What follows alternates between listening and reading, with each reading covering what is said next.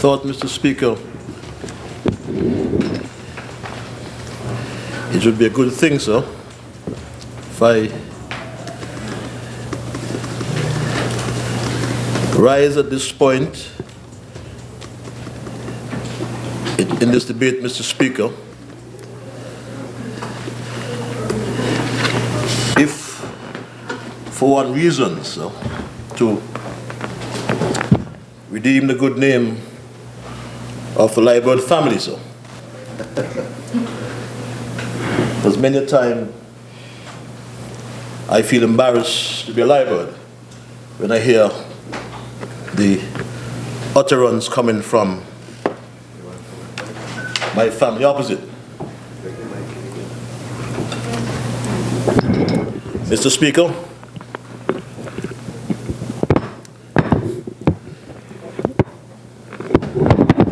first of all, sir, I always find it imperative to give thanks to Almighty God for continuing to bless me, sir, with this opportunity to represent the people who sent me here, and by extension the people of St. Kitts and Nevis. In the process, Mr. Speaker, I must also thank the good people of East Basseterre, Mr. Speaker, who continue to repose their confidence in me, and as I have always committed, Mr. Speaker, that I will never let them down. Mr. Speaker, I rise, sir, in the process and without hesitation express my full support, sir, for this tax-free budget and for the bill shortly entitled the Appropriation Bill 2019-2018 that is being debated before this Honorable House. Mr. Speaker, one can glean from the content of the said bill that there are guarantees therein that would help our people to derive, will help our people to get from it, Mr. Speaker, tangible benefits, yes, in subject areas such as education, in health, Mr. Speaker. And you just heard the lie being perpetrated, Mr. Speaker, as relates to the insurance cover for dependents of retirees, yes, or for retirees, Mr. Speaker. Yes. And all that is being done on a perpetual basis, a continuing basis, Mr. Speaker, is lies coming from that side of the House. Yes. I can confirm, Mr. Speaker, that government retirees are still being covered by the government insurance. Yes, that is true. There has been some change and advice as it relates to dependents of these retirees. I'm further advised that there was some 10 months notice given. Yes. As it relates to that change. And it was in place for years. And that has been in place for years, Mr. Speaker. Nothing new, Mr. Speaker. Is it Douglas law? As I'm told, it's the Douglas law, whoever that is, Mr. Speaker. But, Mr. Speaker, tangible benefits in the areas of housing. Yes. You heard the member from number 8, Secretary of 8, yes, touted the plans to build 300 homes. 300. Yes. 300 low-income homes or affordable homes in just one term. Fit for a king. Mr. Speaker, he's no longer a king, you know. I understand he's a jack. You know, we go from a jack to a king. He's gone from a king to a jack. Oh, Lord. And I can tell you why. Oh, my. Because just the other day, Mr. Speaker, the jack was in the line at the Barbados consulate or High Commission. That's what it's called. He was in the line with a friend of mine named Johnny, applying for his visa. Yes. And Johnny said, I got my visa, and the king, or rather the jack, didn't get his visa. So he has gone, the member from number 6, from a king to a jack. That's what we've gone to, from a king to a jack. From a jack. Because you did not get your visa. Usually people become. Why, I don't know. I was not in any line, in any embassy, with anybody trying to get any visa. I want to make that absolutely clear. I don't know what he's talking about. Did you apply for your visa? Did you apply for your visa? Which passport Member for number 1, you made a specific statement. The honorable member for number 6 has denied that. So, Mr. Speaker, the honorable member from number 6 applied for his user visa, US visa, and it was denied. Whether he went to the line or not, it's debatable. Because I do not believe you have that visa. On a point of order, I would like the member to tell me when I was in any line applying for any US visa that was denied. I'd like to know, because that is not true. I reiterate, the member from number 6 applied for his US visa and it was denied. If he has one, show it to the world now. Mr. Speaker, but I will bear the point. Mr. Speaker, the benefits were derived in the area of agriculture, Yes. social services, Yes. to name a few, Mr. Speaker. Mr. Speaker, our people stand to benefit from the infrastructure development and the modernization of this country. Mr. Speaker, as we modernize this country, Mr. Speaker, we see roads being constructed. Yes. Roads, Mr. Speaker, all over the country. No discrimination right around the country, Mr. Speaker. Yes. And Mr. Speaker, our competitiveness, Mr. Speaker, as a country continues to be enunciated by our projects. And we are rolling out project after project because we said, Mr. Speaker, we are not going to leave infrastructure development to political expedience. And we had to hasten the implementation of these projects, Mr. Speaker, because we found infrastructure in such a state of dilapidation, we had no choice. Our roads dilapidated, our public buildings dilapidated. Everything was And the member from number 4, I think it was, referred to the administration of the past as the Morley government. Dilapidated too. Morley government. Mold in every building. Yeah. Well, mold did not come overnight. No. Mold did not come overnight, Mr. Speaker. neglect. Years of neglect. No preventive maintenance on the buildings. Basti High School had to be abandoned. Yes. Prime example, St. Paul's Police Station, St. Paul's Police Station had to be abandoned. Old Road Police Station. All Road Police Station had to be abandoned, Mr. Speaker. And Newcastle. And Newcastle and Nevis. Who was the Minister of National Security? Member for number 6. He may say that is not true. The member from number 6 is one of the worst ministers of national security ever. Ever in the history of this country. That's true, you agree with that? His record speaks for itself. Oh my God. Mr. Speaker, I have no comfort. I have no comfort.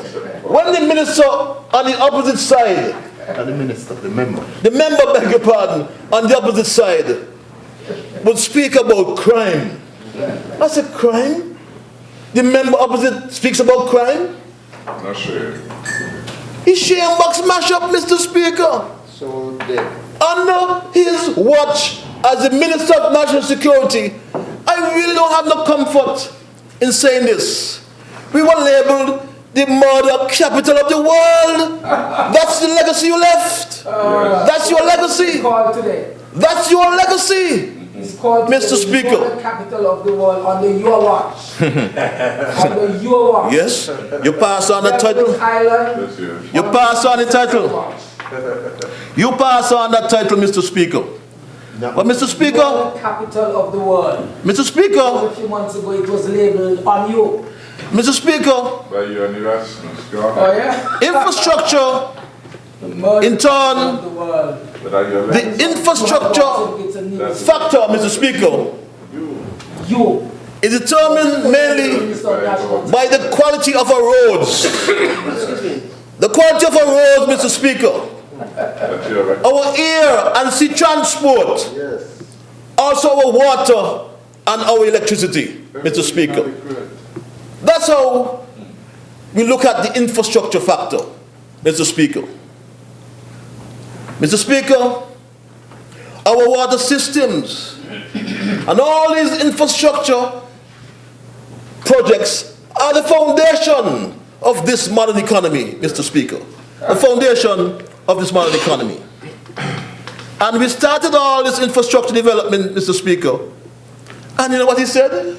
He said elections coming. The man said elections coming. We're fixing the roads. So when you go to your next house in St. Paul's, if you go there still, you're going to drive on a smooth road. And so daft, Mr. Speaker, is the senator opposite, Mr. Speaker. I'm sorry he's not here, but I know he's listening. So daft he was in terms of how we roll out the projects. We completed 5 kilometers of roads from the roundabouting camps to Challengers, 5 kilometers from Connery into Keys, and the member opposite said, we money run out. So absurd.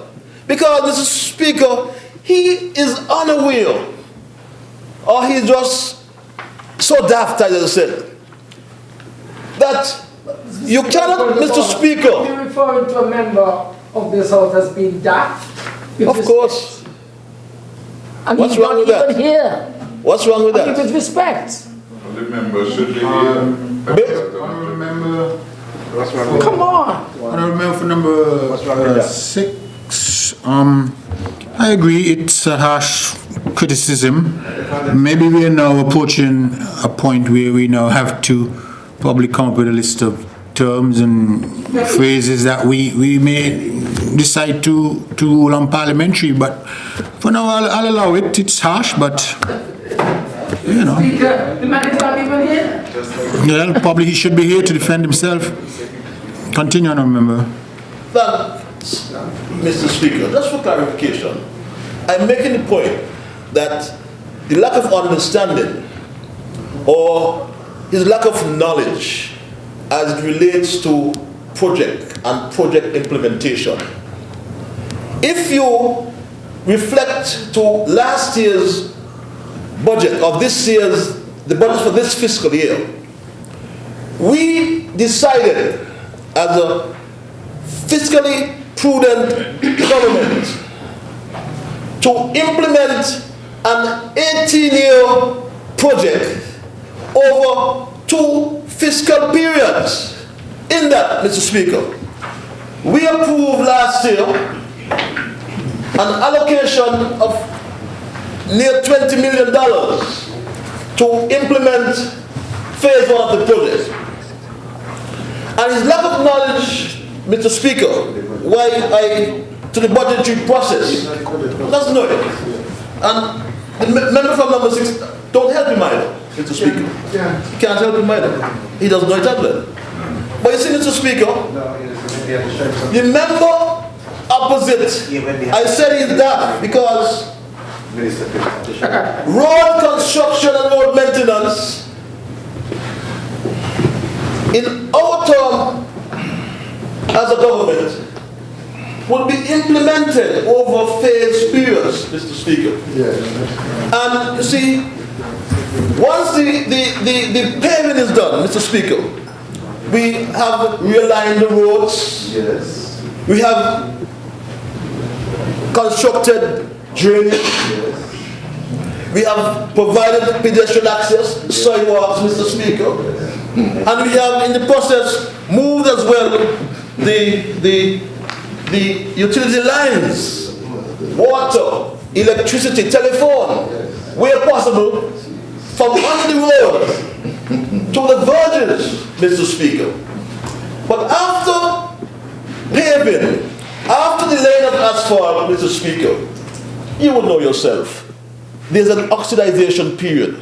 A period whereby, in colloquial language, for those, you have the asphalt have to dry out. When that is done, Mr. Speaker, then by January 2019, next year, God's willing, we will start marking the roads, road markings. You put in the guardrails, you put in the cat eyes for the reflectors, and going to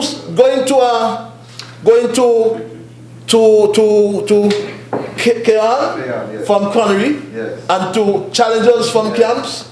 You wouldn't believe you will be on a nice highway with all these signs, Mr. Speaker, of a modern country. Yes, sir. And we won't stop there, Mr. Speaker, because for the next fiscal year, if he had read the budget, Mr. Speaker, you will see the ongoing project, the ongoing road upgrade of the Island Main Road project, Mr. Speaker. And we will finish that come next fiscal year. And we'll move from Keon in the northeast all the way around back to Challengers, including St. Paul's, Mr. Speaker. And we'll have a brand new highway all the way through. We're not going to discriminate. Not at all, Mr. Speaker. But Mr. Speaker, that is what we speak about when we speak about the budgetary process, Mr. Speaker. So, all we are doing, Mr. Speaker, is to ensure that there are safer roads. Safer roads for everyone. Mr. Speaker, next, Mr. Speaker, we look at the roads in the housing development. In the housing development, Mr. Speaker, housing development areas, we found, Mr. Speaker, that over 6,000 lots were distributed. 6,000? All around the country. Bring $100 and you get your title. Fool people. And somebody referred to his hypocrisy. But you know, Mr. Speaker, even though some people wanted to pay for their lots, the member opposite, the member from number 6 and his government never put in one iota of infrastructure. No. None. I'm telling you. Even stop the going home. You know, people cannot find the land. Mr. Speaker. That is not true. It is not true to say that we put in no infrastructure. How much infrastructure you put in? You put in, We put in infrastructure in several which one? development projects. Several. Man, How many you have? Several, Mr. Speaker. Not in Challengers. I have about 3 or 4 in my area. Nothing. In Sandy Point. What you left on In top, constituency number 4. Where for it? Years. Mr. Speaker. In constituency number 2. Several constituencies. Mr. Speaker. In constituency number 8. That's the Several constituencies. In 6 as well. Number 6, though, that. We can't say those kind. We can't make those kind of broad statements. That does not rise to a point of order. Point to order was. The thrust of these debates, members would always say another side did nothing. We know it's just exaggeration. So let's not get caught up in, I mean, we hear that all the time that somebody did nothing when we know, of course, things were done. But it's just an exaggeration. Continue on, remember. We as a cabinet, we as an administration, listen to the cries of the people. Yes. There's some people said, I have land so long, I can't find my land. My land up in bush. Some even middle income people, as you said, not even the survey was done, Mr. Speaker. And when we look at 70 areas, 70, Mr. Speaker, and when we did the estimate, Mr. Speaker, well, we couldn't, as a fiscally prudent government, and with a Minister of Finance who has a PhD in accounting, we couldn't spend that money, over $100 million. We looked at, we decided to shortlist the areas, Mr. Speaker. We shortlisted 25 areas, Mr. Speaker. And the estimated cost was $69 million. And we decided, Mr. Speaker, we will also phase that project. He said he put roads in areas. And Mr. Speaker, we as a government, and thanks to the cabinet, and thanks to the Minister of Finance, I, as the elected representative of East Bastille, got tired of those people in tailors who were saying that they can't put their clothes on the line to dry. The dust.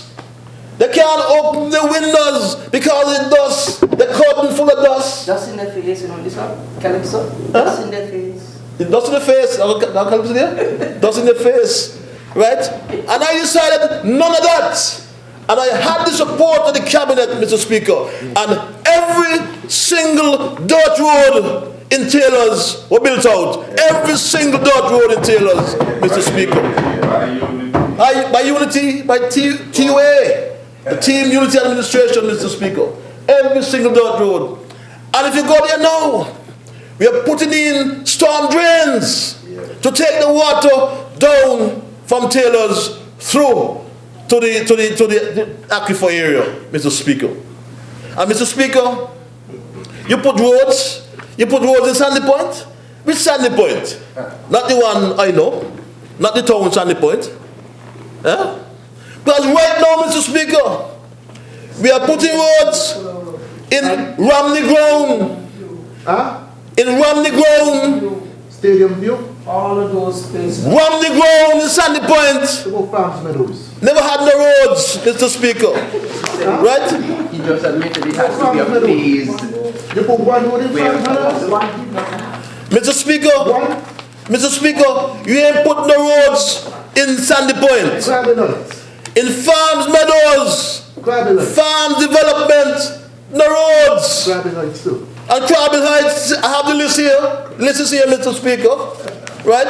And right now, Only down the valley. thanks. He put roads in the valley. Yeah. And he put the desalination plant too. And you're talking about this. And he never used the desalination plant. Never. Millions of dollars to spend down there.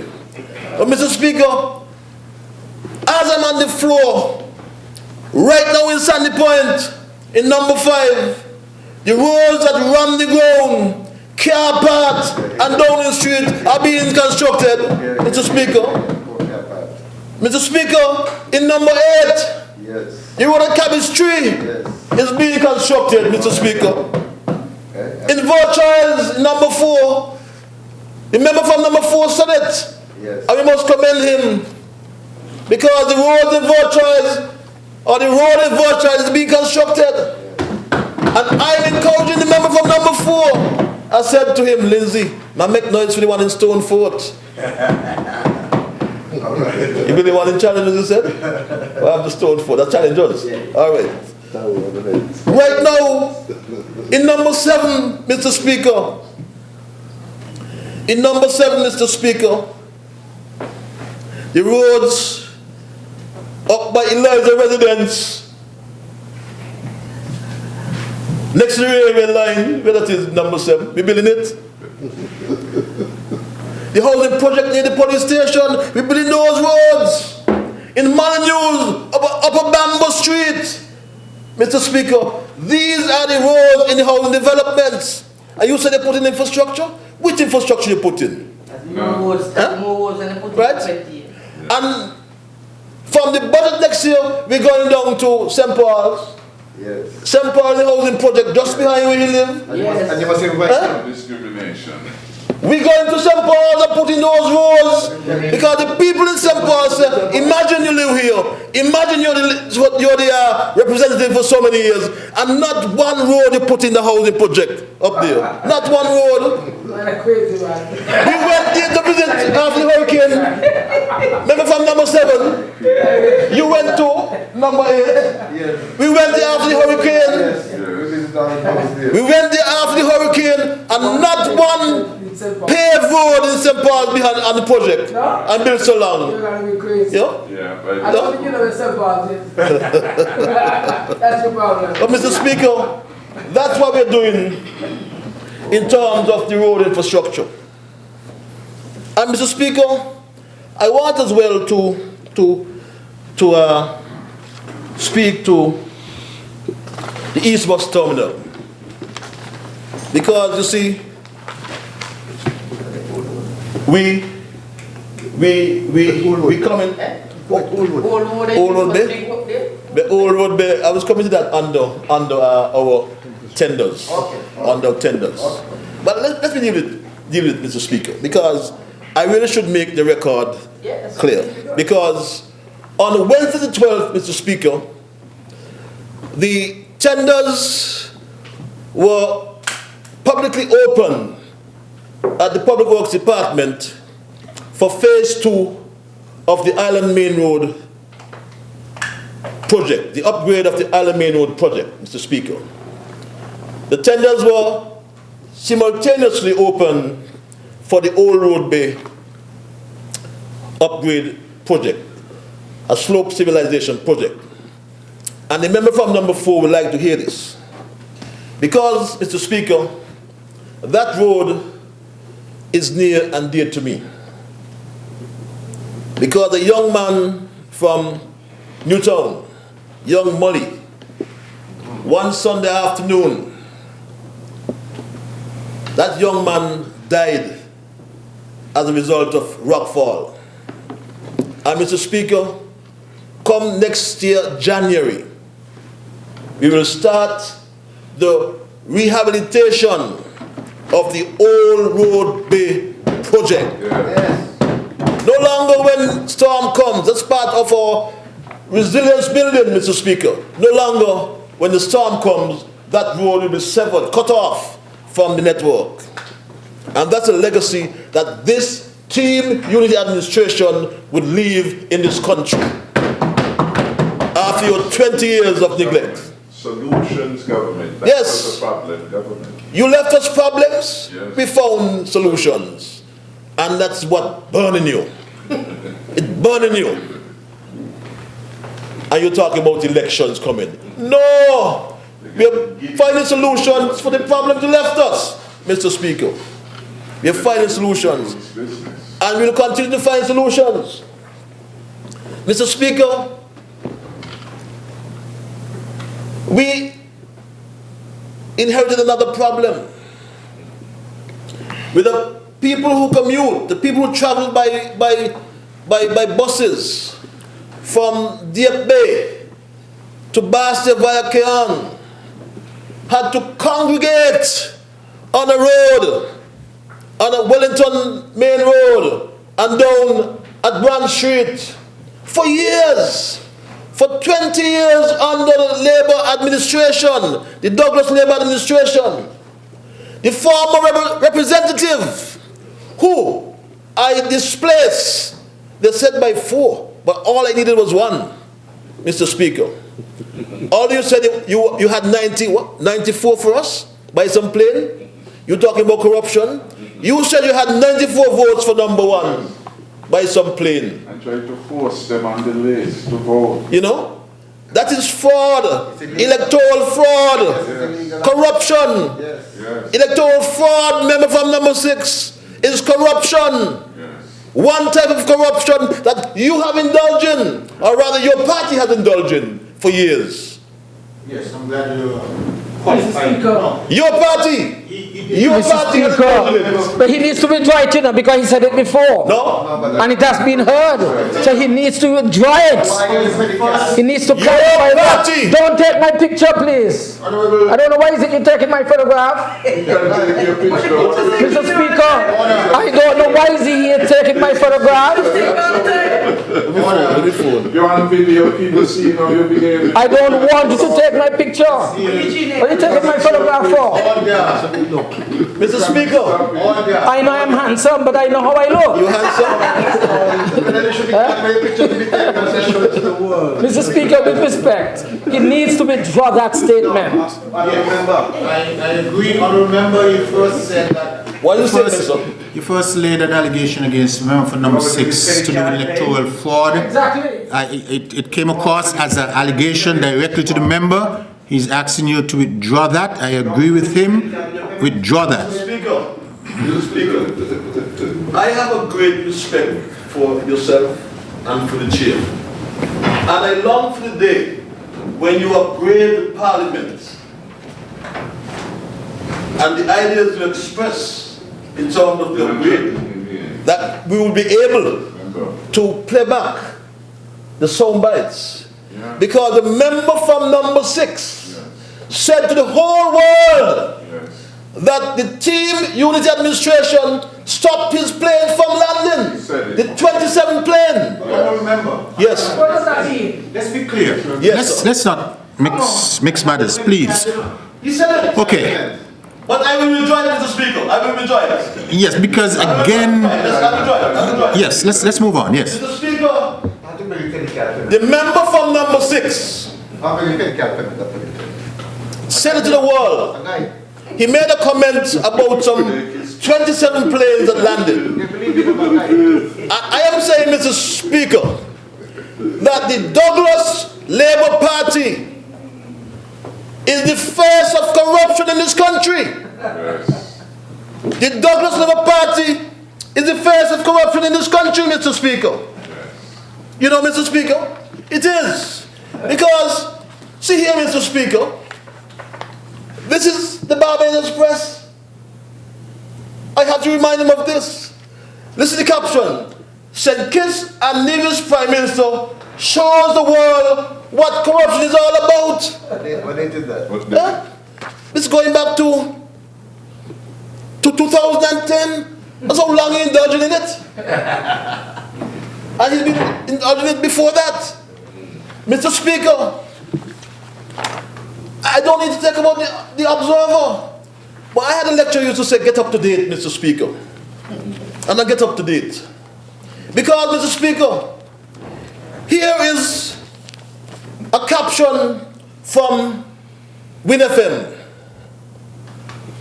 written by his good friend, Elke Hewlett. Our good friend, beg your pardon, Elke Hewlett. And it says, the Labour Party institutes Code of Ethical Conduct. This is the caption, Mr. Speaker. And listen to this, Mr. Speaker. It reads, and I beg your permission, Mr. Speaker. The opposition St. Kitts and Nevis Labour Party has instituted a code of ethical conduct for its candidates and executives. When they did that? This is dated last week. Last week. Yes, Mr. Speaker. And it goes on, Mr. Speaker, and I quote. It says, party leader Dr. Denzel Douglas and his colleagues signed the documents on Wednesday. And it goes on, Mr. Speaker. By signing the code of conduct, the leadership of the party agrees to honor the provisions in accordance with the code and conduct themselves accordingly with immediate effect. Interestingly enough, Mr. Speaker, it continues. No code guided him. 20 years, no code guided his administration. This is interesting, Mr. Speaker. Come here. Dr. Douglas explained the significance of its signing. And he says, and I quote, "This occasion is symbolic in 3 ways. Firstly, it is an acknowledgement that as the eldest and the strongest political party in the Federation of St. Kitts and Nevis, it is important to lead by example." Imagine that. He goes on, Mr. Speaker. He says, "Secondly, this ceremony is an acknowledgement that before we can ask you and the people of St. Kitts and Nevis to repose your trust and faith in us to lead, we must first show ourselves trustworthy, that before we can govern, we must first be able to handle our affairs with the highest of integrity." 25 years. Highest of integrity. But Mr. Speaker, 1 week after, the member from number 6 comes to this parliament. 1 week after he's signing this code, he comes into the parliament and blatantly lies on the Eastern Caribbean Central Bank.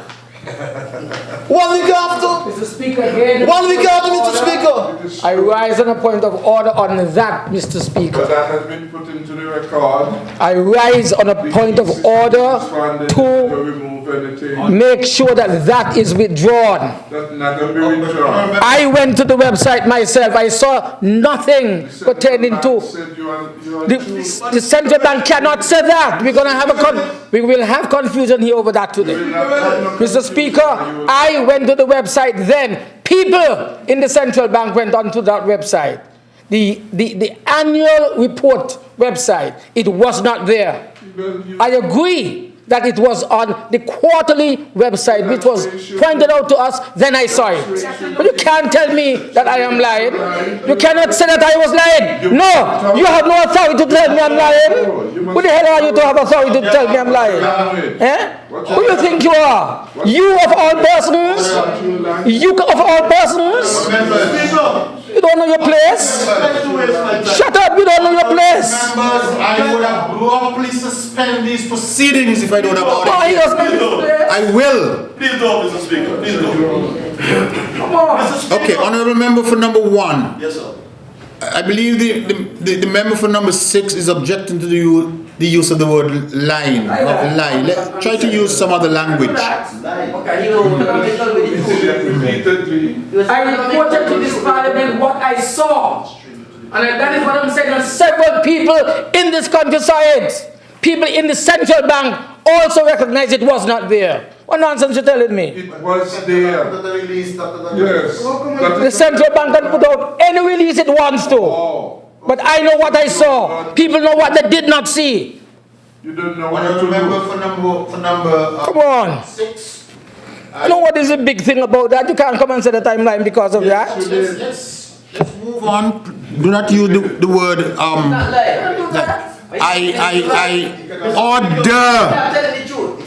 May I have some order, please? Mr. Speaker, I will be guided by your instructions, sir. Yes. I will be guided by your instructions, Mr. Speaker, because I have a great respect for the chair, the office of the Speaker, and to you personally, sir. And I want to submit, Mr. Speaker, that 1 week after signing the Code of Conduct, Mr. Speaker, when he spoke about leadership and the highest of integrity, he came to this honorable house 1 week after, and he was economic with the truth. Mr. Speaker, he was economic with the truth. Just like the judge labeled him a stranger to the truth. Mr. Speaker, And that is the issue, Mr. Speaker. He went and he impugned the character of highly professional staff at the Eastern Caribbean Central Bank. Yes. When he was so economic with the truth. Economical? Yeah. My language is poor, Mr. Chief. He was economical with the truth. Thank you. That's what team unity is all about, Mr. Speaker. You know? So how can we trust this member opposite, Mr. Speaker? How can we trust him after all he has done and continues to do, Mr. Speaker? I don't mean the member for number 3 trust him either. I don't believe I I know. don't think so. You know, the member for number 3 waiting for him to move on. But he won't tell him, you know. He's free to tell him. He positioned himself to speak like Yes. in the parliament. Talking after him. Mr. Speaker. Mr. Speaker, Somebody over I want to, I was going to make the point about the East Bus Terminal, Mr. Speaker. And just yesterday, I had the distinct honor and privilege to speak with some bus operators, Mr. Speaker. I was invited to a meeting, and albeit I got there late because of the fact that I had a pre-arranged engagement at Taylor's Village, where we distributed toys to near 100 children in Taylor's Village, Mr. Speaker. Taylor's Village, right? The play field. Taylor will get their play field nicely grassed by January. Nicely grassed by January. Nice level playing field for the young boys, the young football team at Taylor's that have to play in a car park.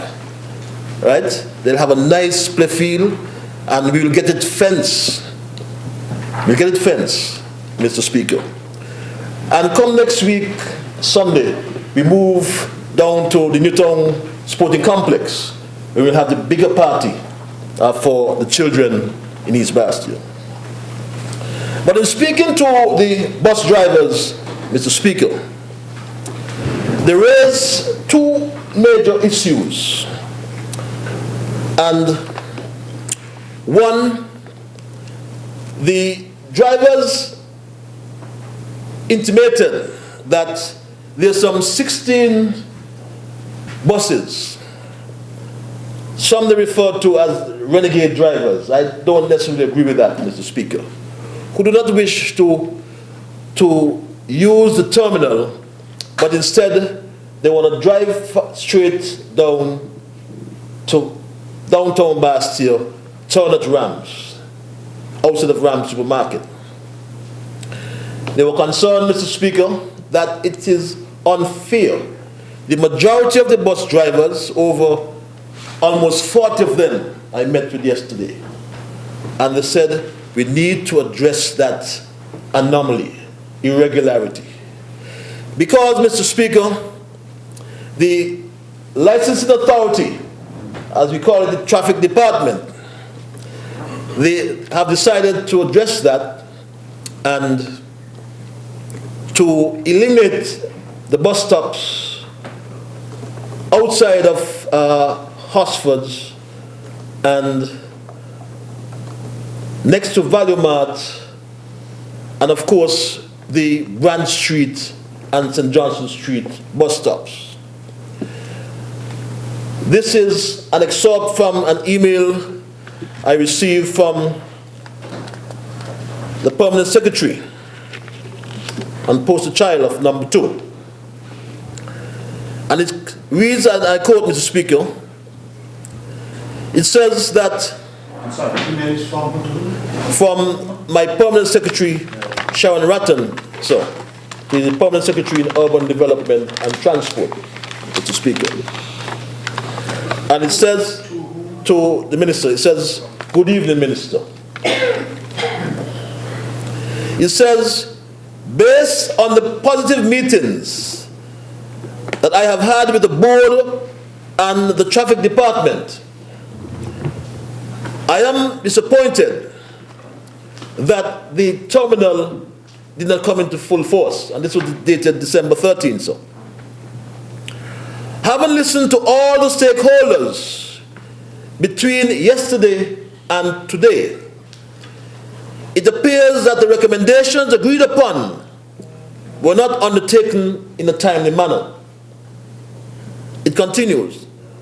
For example, the removal of the bus stops, which was agreed in a special meeting with the Transport Board on the 14th of November, and the dissemination to the bus drivers in the association. What I think attributed to this, it continues, was the lost opportunity to report to the board on Tuesday, 27 November, at its regular scheduled meeting. No further updates were presented to the bus associations, save for the participation in the opening ceremony. Moving forward, it continues so. I was contacted by the Superintendent Mills and Inspector Keynes yesterday, Wednesday the 12th.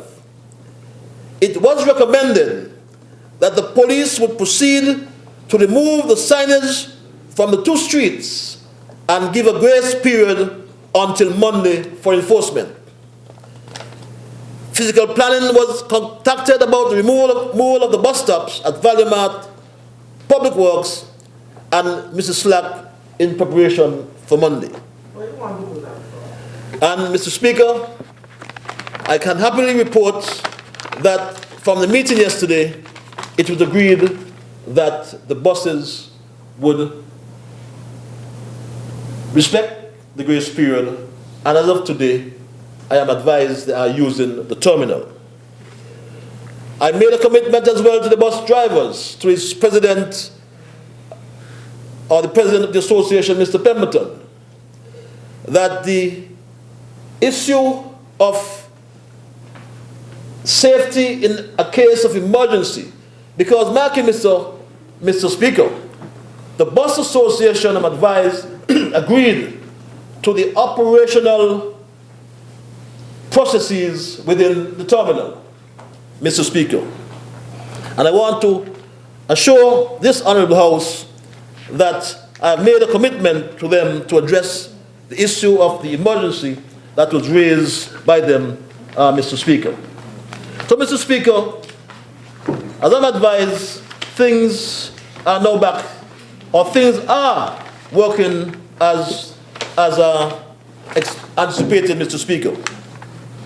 And I can assure you as well, as part of our budget estimates, Mr. Speaker, early in the next fiscal year, Mr. Speaker, we will move on to phase 2 of this East Bus Terminal. Because, Mr. Speaker, the second phase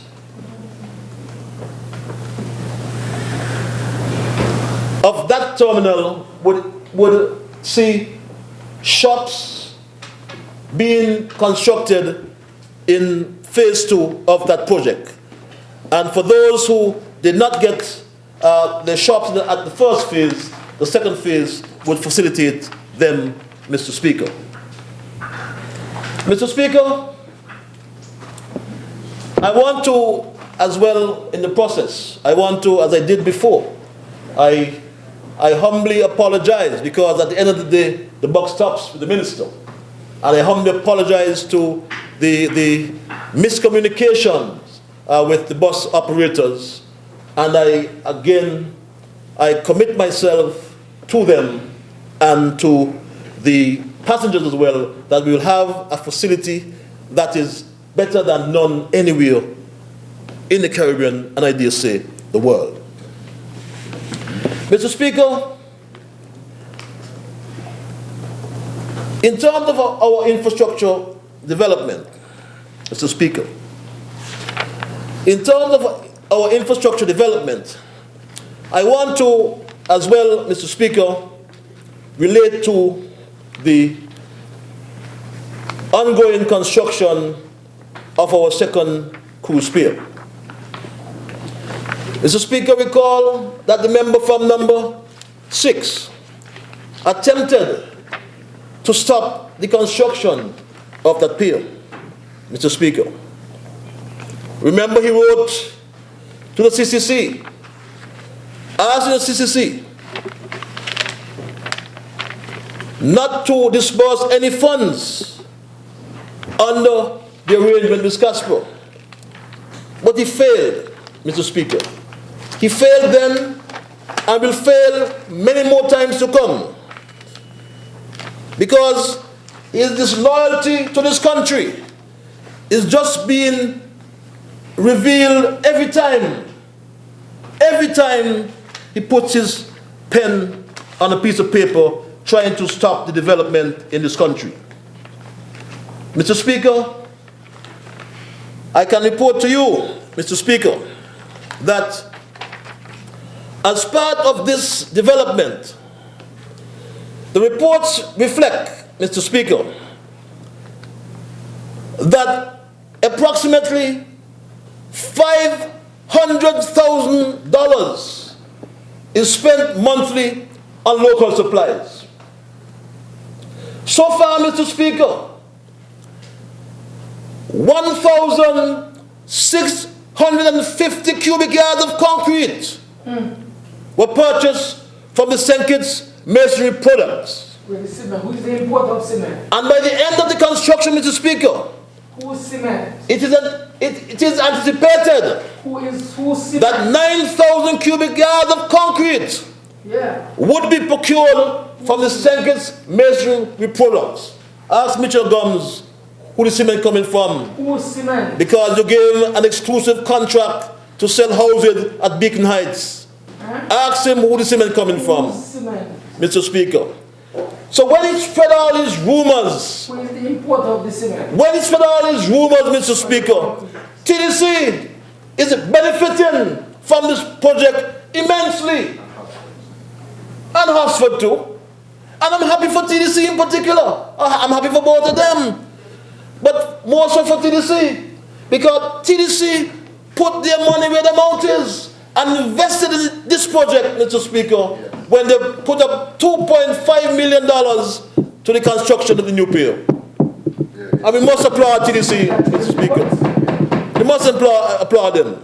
Mr. Speaker, the project, Mr. Speaker, is expected to consume 1,000 tons of steel. 1,000 tons of steel, Mr. Speaker. 55%, Mr. Speaker. 55% of the steel will come from TDC.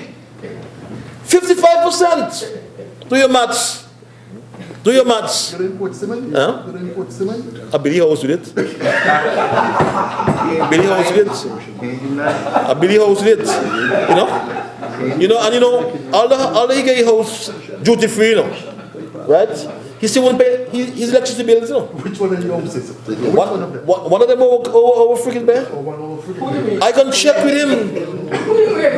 I can check with him because someone said to me today. Someone sent me a WhatsApp today. Said check to see if the member opposite pay his lights bill in St. Paul's because his house full of lights, full of pretty lights. The last time you were here, he didn't pay his bill. The last time he didn't pay his bill. So I'm going to check it and come back here. You know? But Mr. Speaker, TDC.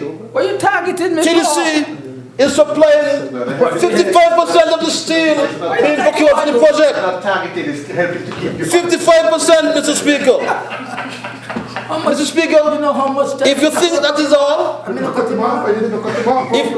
you know, Mr. Speaker, even Mr. Speaker, what you say? He was struggling. What you say? He could have cut you off many times. Cut me off? Yes. Could have cut you off.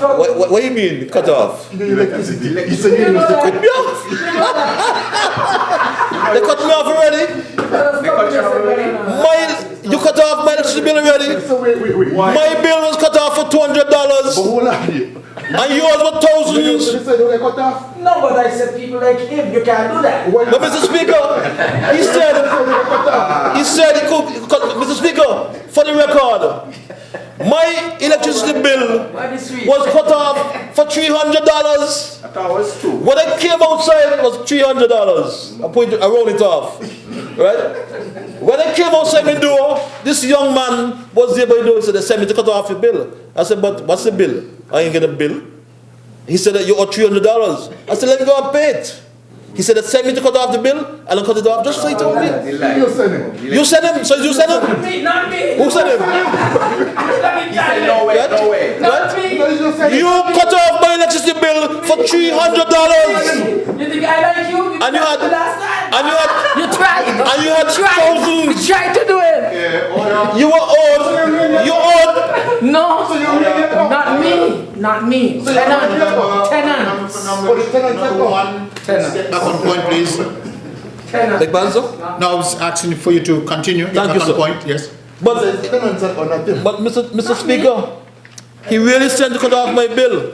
And I got it back the same day, you know. But I had to pay $100 for reconnection. You know? So it cost me $400 for a $300 bill.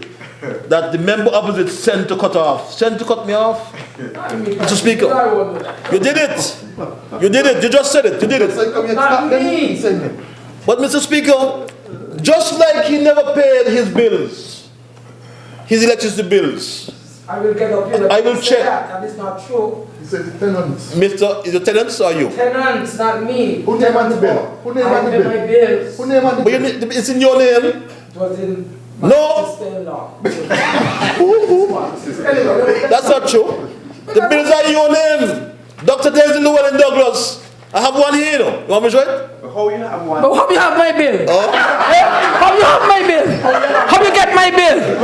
What kind of nonsense is this? How you bringing my bill to the parliament? How we say you got a bill? I have my bill in St. Paul's, of course. You just say he got a bill. And the minister bills. He said, forget me. Mr. Speaker, just like how he never paid his bills. Mr. Speaker, right? Mr. Speaker, in the same way, you know, the member opposite signed and he has a fancy signature, Mr. Speaker, very fancy signature. I like to see it. Like the one on the checks for Lex. Yes, that's the same one. Okay. The one on the check for Lex. The one to check for Lex here, Axe. Check for Lex. Lex. Let's consult it. Consulting. Not check for Lex. Mr. Speaker,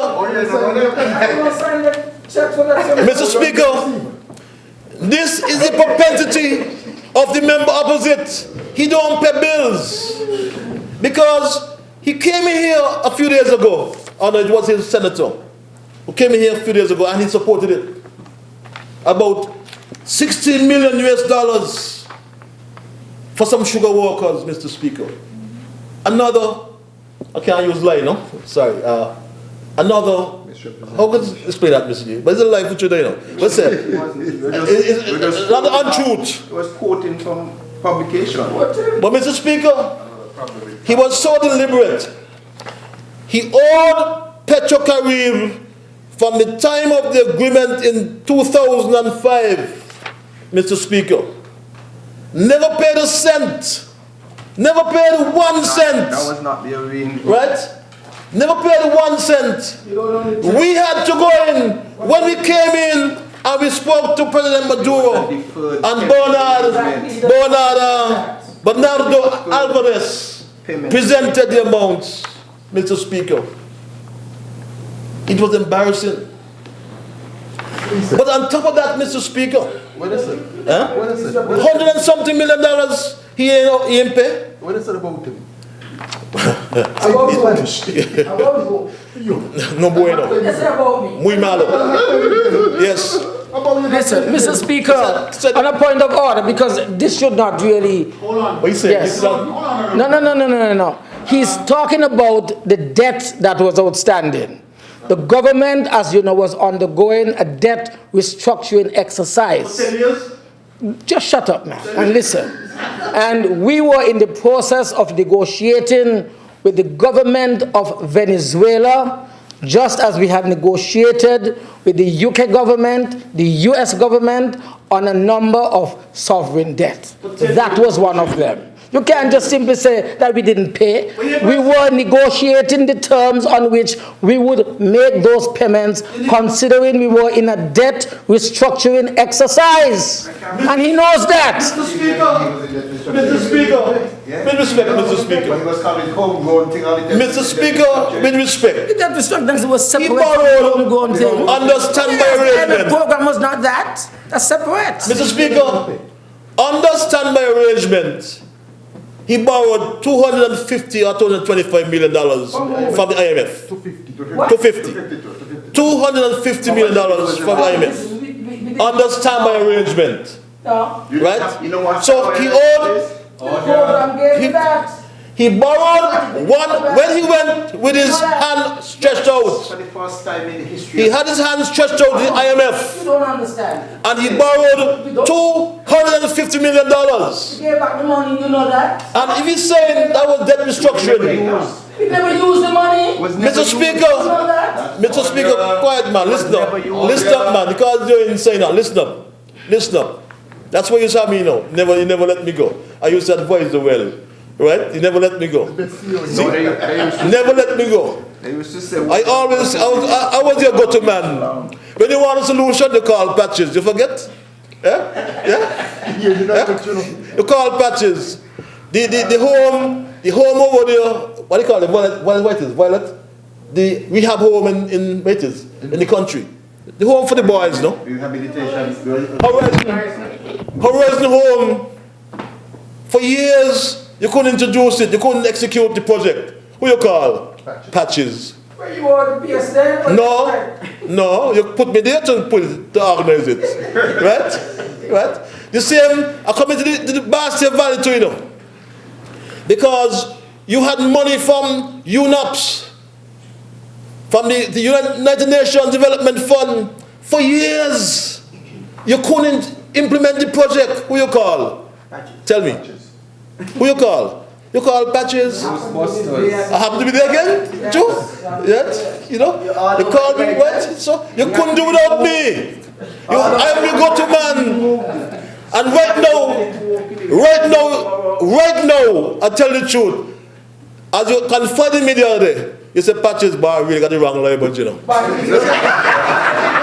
am not accepting that. I am not accepting that. That is not true, Mr. Speaker.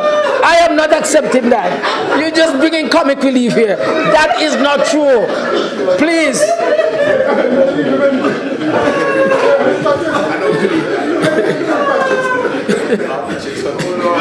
Mr. Speaker, he had one label, went into some bar side agreement. He said, you told me this, you know. What? You told me you had to move him to protect him from himself. The bar side agreement, man. What?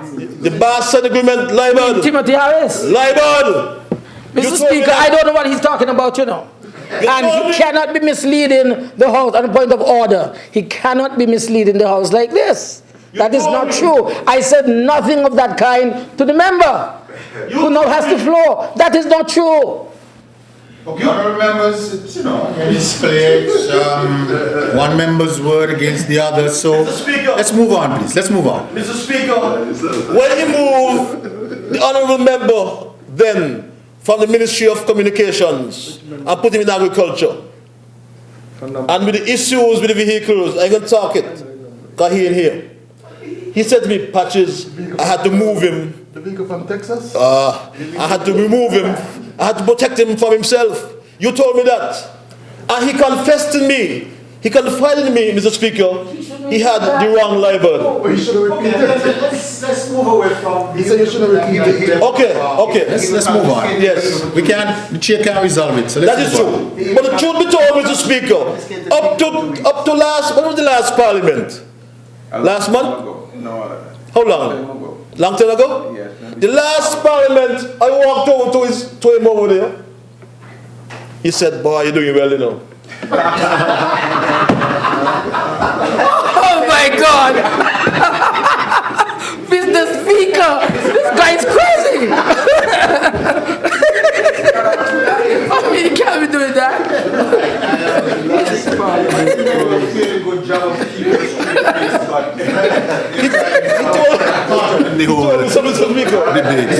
yes. I really don't believe you know. Nothing wrong with it. Choose wrong with all the time. Choose told him, but he can't get me now.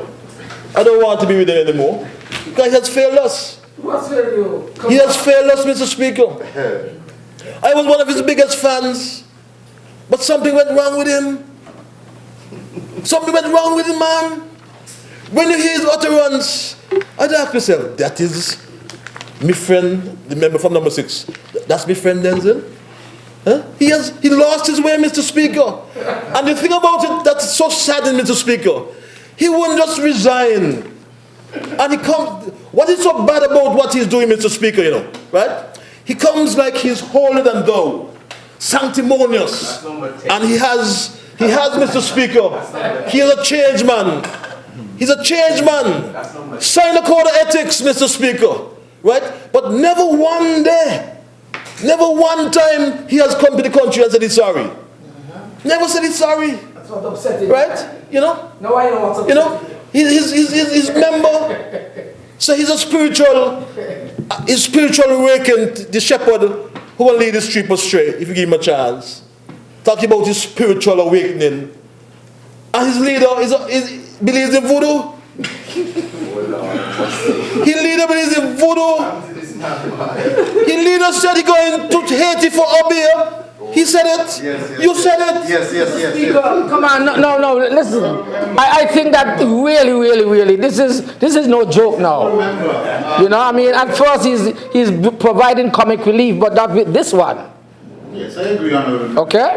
What is your Number 6. Well, you're accusing the member Yeah, you cannot be doing that. of something that's not very complimentary, and as a matter of fact, the rules, honorable member, the rules of the House clearly state that no insulting language should be used on another member. So to me, that's insulting. So let's not go there. Continue. Mr. Speaker, I'll move on, sir. I long for the day when we can get video clips and sound bites and playback your words for you. Your own words. Your words? Right? Yeah. Yes. Your words? I could defend them. But Mr. Speaker, he came to the House after owing the Venezuelan government, the Bolivarian Republic of Venezuela, talk about debt restructuring. He restructuring the Venezuelan debt for 10 years and more. Imagine that. Over $100 million. Never paid 1 cent for the fuel he got under the agreement. Not 1 cent. Sked didn't pay. You then corporatize Sked to Skelec, and Skelec didn't pay for 4 years.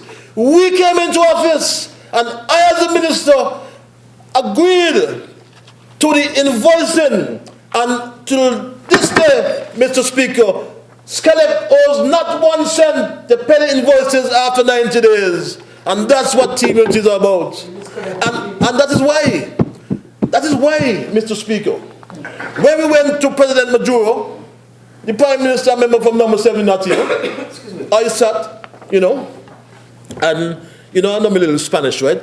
I write it better than I could talk it, tell the truth, right? And you asked me what President Maduro said about him? He said, Señor muy malo. Yeah. Muy malo.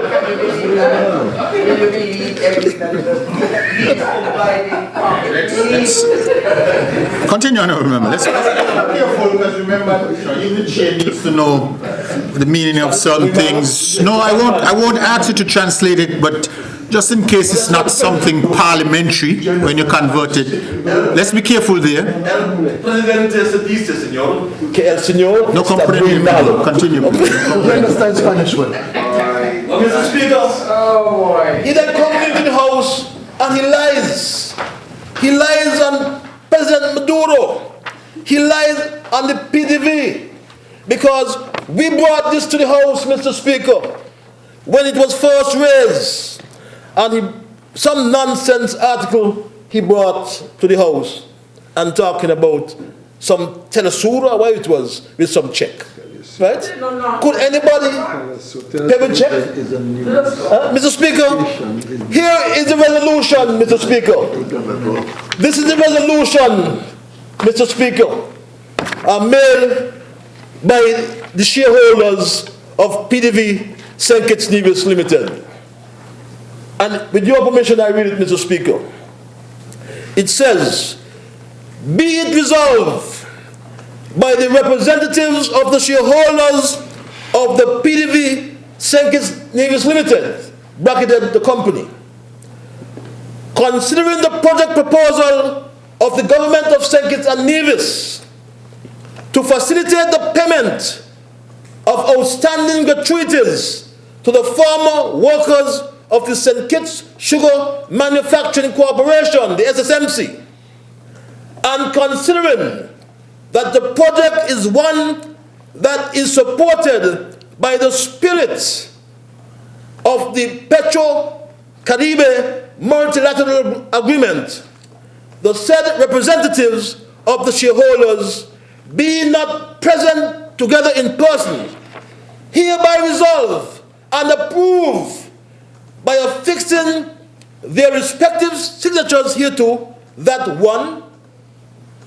the company shall make a grant of US 5.992 million or 16, that's US 5.992 million US or EC dollars 16 million to the government of St. Christopher and Nevis to facilitate the project to make payment of outstanding gratuities to former workers of the St. Kitts Sugar Manufacturing Corporation, Mr. Speaker.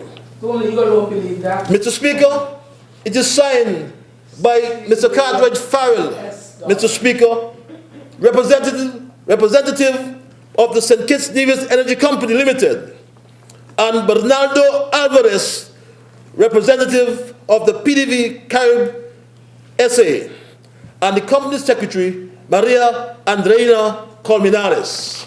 Honourable Member, I think I should note here for the record, or Honourable Members, I should note here for the record that the Honourable Member for St. Christopher 1, the presenter at this time, did provide a copy of the resolution which he just read out in this Honourable House. I also provided, Mr. Speaker, with your permission, a copy of the payment order form, Mr. Speaker, dated the 27th of March 2015. And it says the ordering customer information, PDV St. Kitts Nevis Limited, and it gives an address as the building suite number 202 at Port Zante. That's the building they claim that this member own? You own that building? Is that right? You own a building at Port Zante? We know. You don't? Okay. It was said so long time ago. The transfer amount, Mr. Speaker, 16 million EC dollars. 60 million EC dollars. It says, Mr. Speaker, the beneficiary bank information by SWIFT code, the transfer, St. Kitts Nevis Anguilla National Bank, gives the address at corner Church and Central Street. It gives an account number, Mr. Speaker, and it's duly signed and stamped by the bank on April the 1st, 2015. This is again into the record of this House. And Mr. Speaker, I trust and hope that he will not come with the nonsense and the fabrication that he brings each time about 16 million US dollars, Mr. Speaker. These are the facts. When we bring information, we bring you the facts. These are the facts are into the records of this Honourable House, Mr. Speaker. Mr. Speaker, Mr. Speaker, I want to as well bring to this Honourable House, Mr. Speaker, the other projects, Mr. Speaker, as relates to our airport development, and to advise the country, Mr. Speaker, that our airport project continues. The resurfacing of the runway at the R.L. Bradshaw International Airport continues. I understand there are just about 3 or 4 more paving days, or rather I should say nights, because they do it at nights during the closure of the airport from 10 to 6. After this, Mr. Speaker, it is anticipated, beg your pardon, sir, that in January of 2019, then after the oxidization period, then, Mr. Speaker, the proper markings will be put onto the runway, and the signs, etc., our permanent signs will be there. Right now, they use the temporary markings on the runway to accommodate and ensure the safety of the aircraft landing there. And, Mr. Speaker, as my colleague from number 8 prompted me, when that is done in January, at the end of January, Mr. Speaker, we will have some of the best airport runway lighting in the Caribbean. Solar lighting, Mr. Speaker. The modern lighting at the airport, Mr. Speaker. That's what this administration is doing. We'll also fix Alpha Taxiway. That taxiway has been out of commission for over 6 years, Mr. Speaker, under this or that, dismissed Labour administration. Over 6 years, the main taxiway was out of commission, Mr. Speaker. They never resurfaced the airport in over 10 years, Mr. Speaker. Imagine that. The life of asphalt is 6 or 7 years, and they allow the airport to run down, Mr. Speaker. Run down. And we are doing that, and I say we, in the context of the St. Christopher Air and Seaports Authority, at the tune, all those works, at the tune of some $41 million, Mr. Speaker, EC dollars, Mr. Speaker. So, Mr. Speaker, we are ensuring that our infrastructure is up to date. We are ensuring that our country is modernized, Mr. Speaker, and we are ensuring as well that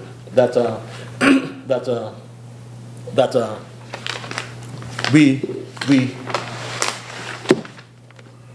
make certain that this country and this economy remains modern. Mr. Speaker, I didn't want to touch this, but I heard the member opposite from number 6 spoke to the Hurricane Relief Fund and the Strategic Fund. And one of his members, I almost said surrogates, his members, fellow members on the opposite side, referred to it as being illegal. And I pondered on his choice of words, the word suggesting illegality. Because truth be told, Mr. Speaker, truth be told, the member from number 6 applied to the Commonwealth of Dominica for a diplomatic passport. The member from number 6 applied to the Commonwealth of Dominica for diplomatic passports. No, I did not apply to the Commonwealth of Dominica for diplomatic passports. I did not. No, you can't say that. I did not apply for a diplomatic passport. I was offered a diplomatic passport by the Prime Minister of Dominica. You had to apply this application. You can't tell me that I applied. Okay, so your signature. I filled out a form that he gave me after. I didn't apply. No, because I did not complete the form. That's what I'm trying to tell you. You can't say that. Member for number 1, even before you proceed, approach that topic cautiously again, because remember, Mr. Speaker, I'm not sure where you're going with it, but remember it may be some judice. I'm stating the fact. No, but you don't. An application. No, it's in court. The matter is in court. What's in court? How do you mean? Yeah. You have to Okay, let's go with the court on this? let's What not nonsense you talking about? let's not You can't have one rule for us and another rule for you. Mr. Come on. like us. Understand, so. According to what you're saying, the matter is sub judice. Yes. But in spite of that, he even stood in the House and you know, this ain't economic to the truth, man. This is beyond that, right? This is beyond that, right? But I'm going to give this a copy of this to you, sir, to demonstrate how he fabricates. My grandmother would say. Again, you can't be making those kind of statements. I fabricate what? What nonsense is this? He just made a blatant fabrication. My grandmother would say, Mr. Speaker, I have made no fabrication. you said it didn't apply. I said I did not apply. I said it's on your form. The form was not completed. Look at signature here. There are blanks on that form. Honorable members. And you know that. The signature here. There are blanks on that form. If you want to argue the case in this court, in this parliament, let us do it today. Okay, honorable members. Man's court, what happened to you? Honorable members, You can't order. put this button inside here and Okay, then something like member that. for number Go to 6. your place. Sit You down. shut up. Sit down, sit down. Come on. Honorable member Sit down, sit for down. honorable members. Yes, sir. Order. Yes. Go to your place. I would not allow any further references to the issue to do with a passport of the honorable or purported passport for the member for number 6. That matter, to the best of my knowledge, is sub judice. Let's move on, please. The matter, I am told, is sub judice. You were told, Member you know that. from number It's 6. your government that brought me into court. Mr. Let's move on, please. Member from number 6, the point I was making, Don't make and I will still make the point, you are illegal. That's a simple point. You're thinking in Spanish, right? Huh? You're thinking in Spanish. You are illegal. Patwa. Vous êtes illégal. But Mr. Speaker, his day will come soon. His day will come soon. We're supposed to be the 10th of December, you know. He's put it back to the 10th of January. It's sub judice. I push it back. It's sub judice. So we won't speak of that no more, Mr. Speaker. Wasting hundreds of thousands of taxpayers' dollars. Mr. Speaker, I want to make the point, Mr. Speaker. I want to make the point that relates to Collecting money, collecting To- money. What date is the matter? our What date is the matter? electricity. The Are 10th? we giving evidence? If you're going to give them You. Oh, I see the witness standing. You. In which witness that? Over You can say he didn't sign it. Witness that? Over the court. You can say the form was blank. Where's that? So the form was blank. No? I'm not on trial. Oh, you're You on are on trial? trial. Me for what? Mr. Speaker, sir. You took me quote for the same thing. Mr. Speaker. You took me quote for the same thing. No, sir. Not the same. You were For the same thing. Not the same. Mr. Speaker, sir. You were a citizen. But you don't sit so that we need to get a passport. Me as a citizen. Yes. That's a sub judice. That's sub judice. Careful. That's sub judice. Mr. Speaker, sir, I want to also make the point, sir, that in the area of Skellig, Skellig, of course, the proposal will soon come to our cabinet for its final stamp of approval. But Skellig intends to introduce its prepaid metering. The member for number 6 might need one. For his tenants. Oh yes, For yes. his tenants. Your tenants can benefit from this, member from number 6. You would soon need Prepaid metering to Building an apartment. service to consumers, We are in business. You are in business. which requires a building what, sir? An apartment. A building apartment. Yes. You can see it? You can see it? No, it is. Oh, even But two, to say building in cement, no 2 million. an apartment. You are in business. Take an example from you. Mr. Speaker, Building apartments though. Mr. Speaker, his family, built two in Boardwalk. His family? They built 2. How many he built? Oh, Of the village? the $3 million one? Which one is that? Huh? That's the one he went to the Taiwanese, That's true. where he borrowed $3 million US dollars. Mr. Speaker, So yes, it's a Skellig prepaid metering service to consumers. But he ain't borrow the money. And this will be of interest. Where you get the money from? This will be of interest to the member from number 6, Mr. Speaker, because he has 17 apartments or more, and his tenants may benefit from this, Mr. Speaker. It's more than that. It's more than 17? Yes. You have more than 17? Wow. Come on, fellas, move on. It requires customers, Mr. Speaker, to pay in advance for the energy they will consume, they will use. This will be an excellent means for customers to reduce their electricity costs by monitoring their usage and taking the necessary steps towards conservation. Pay before you use, is it? Prepaid metering, yes sir. The benefits of prepaid metering are many, as one, Mr. Speaker. Archaic. It allows customers, It prevents you from having a it allows a customer, Mr. Speaker, Archaic. to be more efficient Back to that. in their use of electricity. He was never here. Back to that. He was never here. Go back. You had no foresight. You had no foresight. You're bankrupt with ideas. 40 years Mr. Speaker. ago, you used to have a penny and you put it Prepaid metering, Mr. Speaker, in. makes it easier for tenants and landlords like yourself, when applying for or transferring the electricity supply. So you won't have much problem with your 17 or more properties.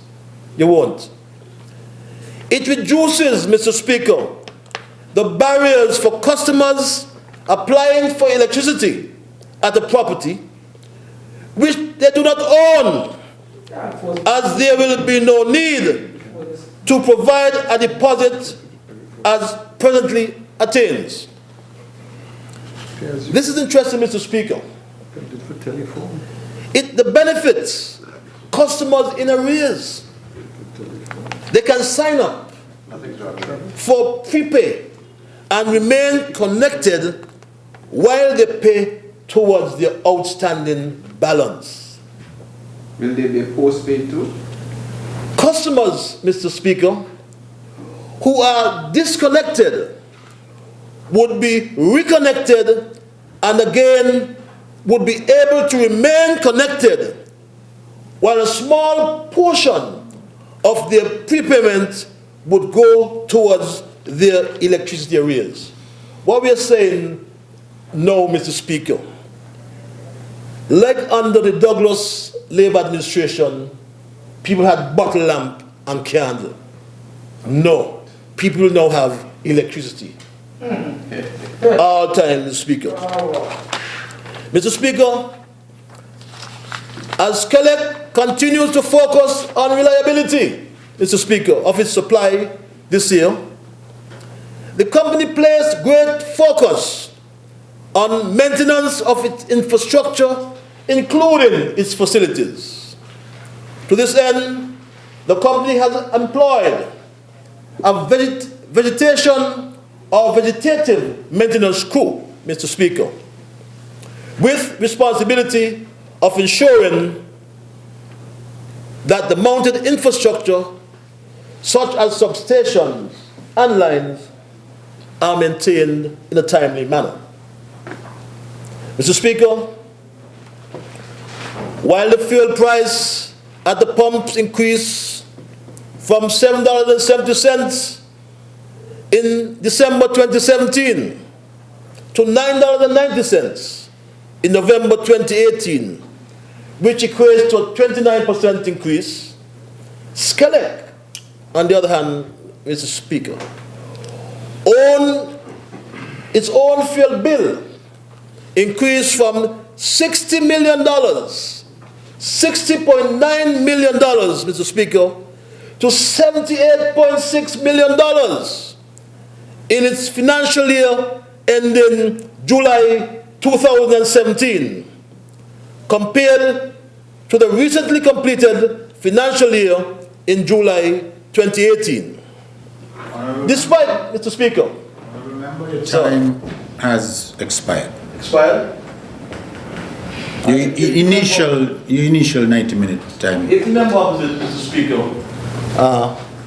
if the member opposite, Mr. Speaker, votes yes for me, I'll take 30 minutes. Would you vote yes for me, sir? Come on, you're not serious. Can I ask for 30 more minutes, sir? The question is that the honourable member for Sir Christopher 1 has requested an additional 30 minutes. Those in favour? Aye. Those against? Thank you very much, Mr. Man, yes, you vote by consent, yes. Therefore vote no. It is the most undemocratic thing to do in a House of Parliament. Man, finish your song. Deny your opponents an opportunity to use the extra time. Man, finish your song, finish your song. Mr. Speaker, Never vote no. Mr. Speaker, This is Parliament. I was making the point, Mr. Speaker, that that despite this increase in the fuel price, this government, our team unity administration, Mr. Speaker, through SCALEC, has been able to maintain the electricity price at a constant rate. We ain't increased electricity. We didn't do that because we were people government. We were government of, for, and by the people. We put people first, Mr. Speaker. You disconnected. You know? We put people first, Mr. Speaker. I disconnect you. I disconnect you and the former minister because poor people, yes, you owe thousands of dollars. Me? You owe thousands of dollars, I will disconnect you. Mr. Speaker, I don't think I should really. We don't want to go back to But that. it's true. But I brought the bills here before. Mr. Speaker, this is not true. Of course you did. I brought them before. This is not true. You could not disconnect me. You paid, Never could you paid disconnect one bill, run full speed the next Never morning, pay the bill. could you disconnect me. You might have disconnected the electricity from a building that I may own. But And I am not the tenant in that building. But your name is on the So know your bill. place with me. Your name is on the bills. Know your place with me. You can't disconnect me. Your name is on the bills, so disconnected. Know your place with me. You can't disconnect me. And you're spiteful. That is your problem. Right, but you wouldn't pay. Thousands of dollars you wouldn't pay. You telling me you forget? Thousands of dollars you wouldn't pay. Patches. You collect me for that. Yeah, come on. It must be. Members, I have not risen to my feet since this debate has begun. Thank you, sir. If I'm to rise to my feet, it will be for one purpose and one purpose only, So, John. to adjourn. Thank you, Mr. Speaker. I won't take him anymore, Mr. Speaker. But the fact is, Mr. Speaker. I guess I can buy the cherry tomorrow. The fact, Mr. Speaker, right. In 2019 as well, Mr. Speaker, St. Kitts will see the completion of the street and floodlighting retrofitting project, Mr. Speaker. It's how they do it now. Mr. Speaker, this is a joint project to be undertaken with the assistance of the Caribbean Development Bank, Mr. Speaker. The government of St. Kitts and Nevis, as well as SCALEC, Mr. Speaker. To this program, Mr. Speaker, about 5,000 high-pressure sodium and metal halide street and floodlights around St. Kitts would be changed to the high-efficiency lighting emitting diode LED modules, Mr. Speaker. Yeah, that's good. Wonderful. And this obviously, Mr. Speaker, will have a positive fiscal and environmental impact on the country, as the LED technology can reduce consumption by over 50%, Mr. Speaker, thus reducing the country's dependence on foreign oil that you never paid for, Mr. Speaker, as well as assist in climate change mitigation due to the reduction of carbon dioxide emission. This is expected, Mr. Speaker, to have an annual average savings of $1.9 million on energy consumption. That's what your team unity administration is doing, Mr. Speaker. Who have the contract? Mr. Speaker, as I said to you before, You're not listening. You're not listening. You're not listening, Mr. Member Opposite. The Member Opposite, the project is a joint project undertaken with the assistance of the Caribbean Development Bank. You were on the council member one time? You know the CDB operates. That's a nonsense question. Absurd question. You know? Absurd question. Very absurd question, Mr. Speaker. Mr. Speaker. Anything is possible. Mr. Speaker. Mr. Speaker, you hear him? You hear him, Mr. Speaker, right? And then when I fire back, he can't take it, you know. He can't take it because, you see, Mr. Speaker, he talking about corruption and so on, but I'll come to that. I'll come to that, Mr. Speaker, because, you see, Mr. Speaker,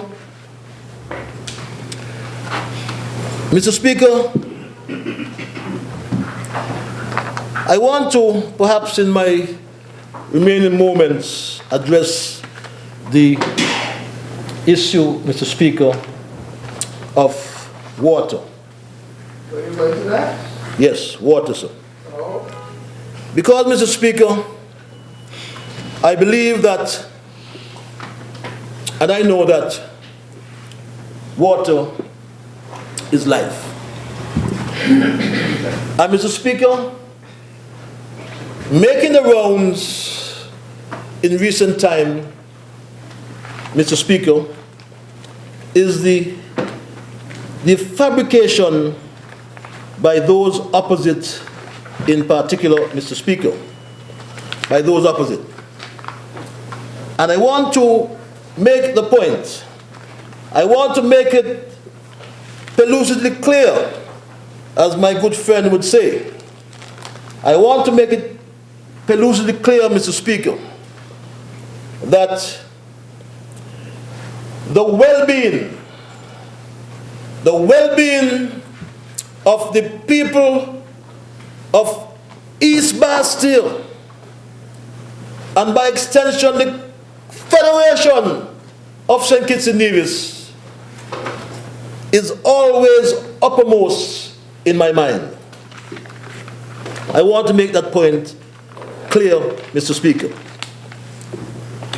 I make the point, Mr. Speaker, because there are some people who talk from a point of nescience. They talk from a point of ignorance, Mr. Speaker. Especially those opposite. Nescience. That's a homework for you to do, AG.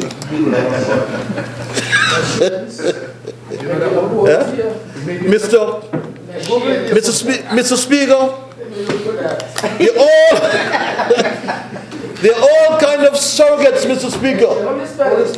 Do your homework, man. Do your homework. Do your homework. All kinds of surrogates, Mr. Speaker. You know, are speaking about lack of knowledge. Yes. Oh, you found it? You found it? You're fast, man. You found it. You found it. I remember from number 8. Number 6. I thought it was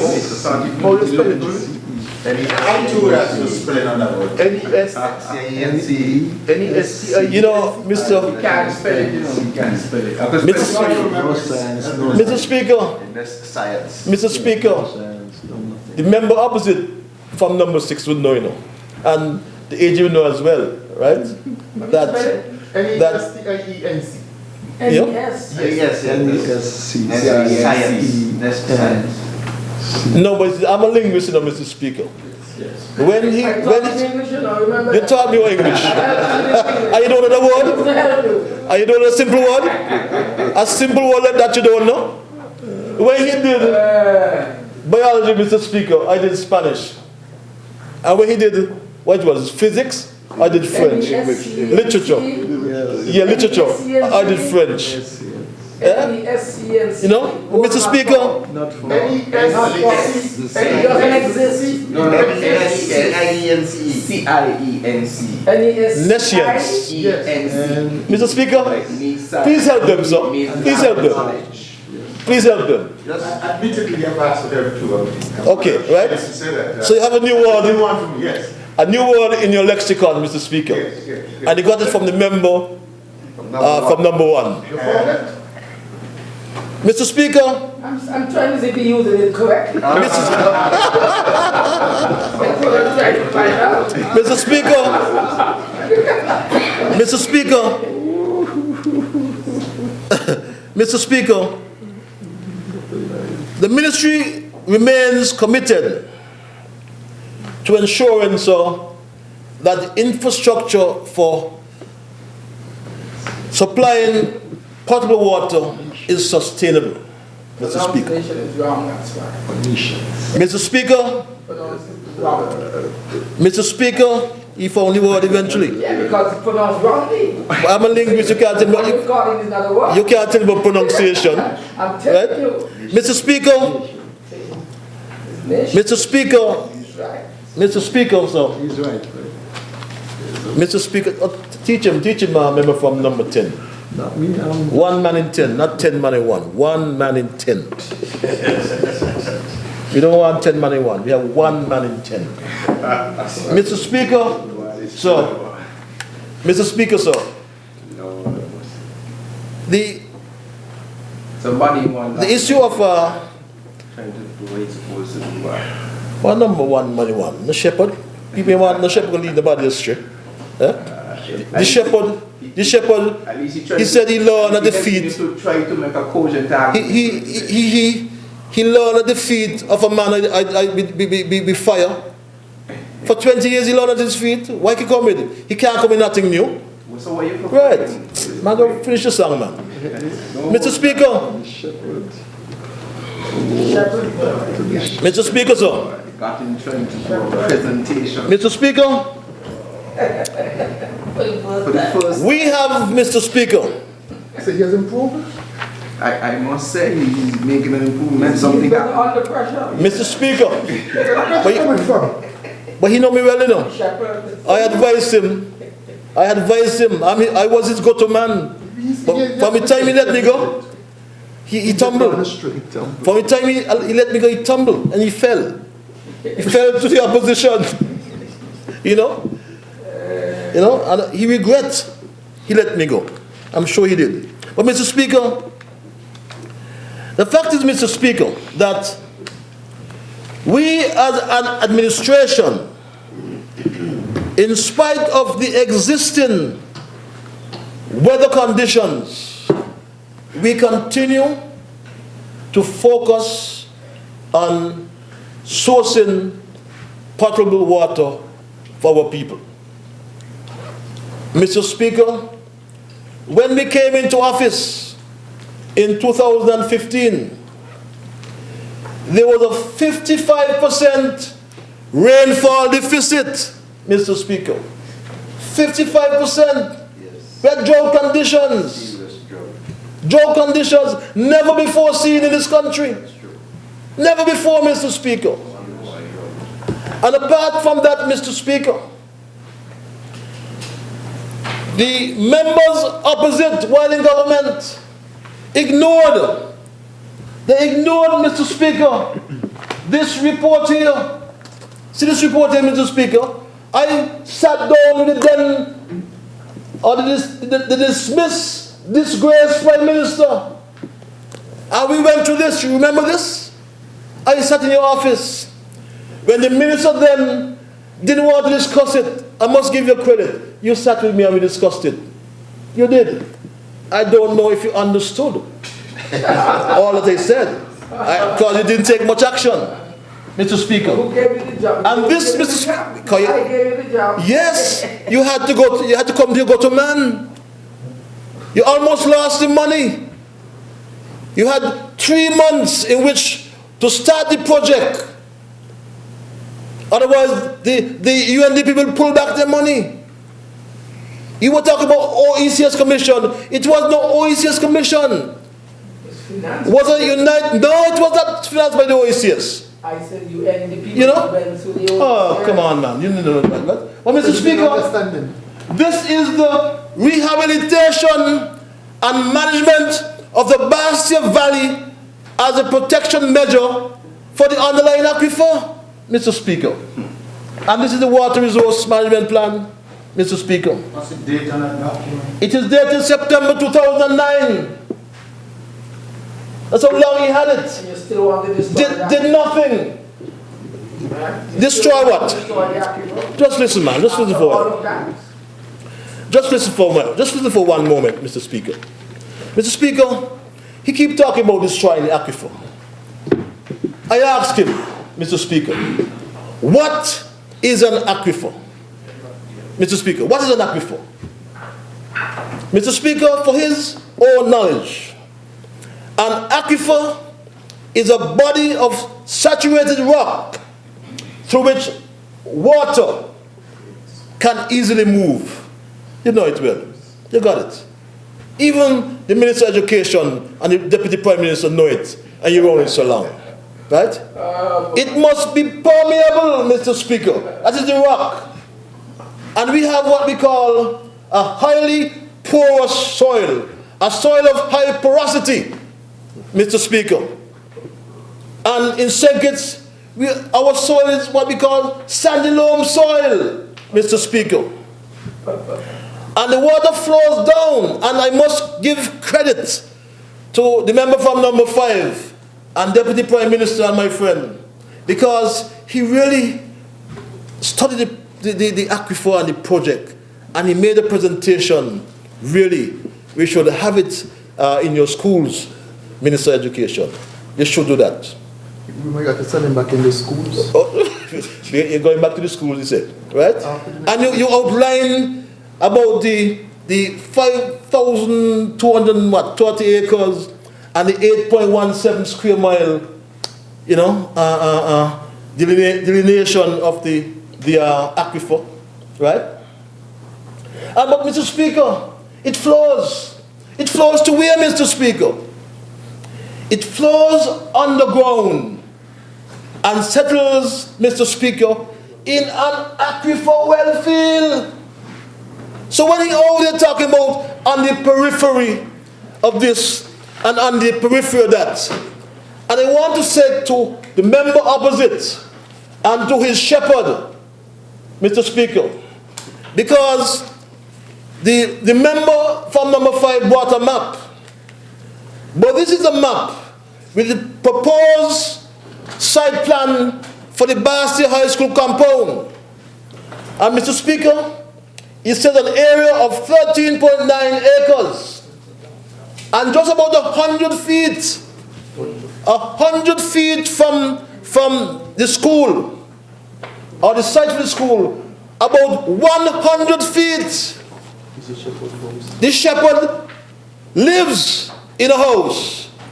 But if the shepherd handle is serious about the aquifer, move the house off of it. Take a principal position. Take a principal position, shepherd, and move your house.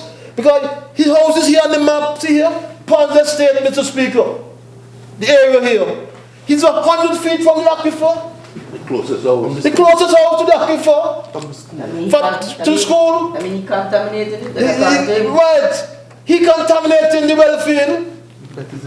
He talking about the mechanic shops. Mr. Speaker, he lives across the road from the mechanic shops. He want to move poor stars them. Right?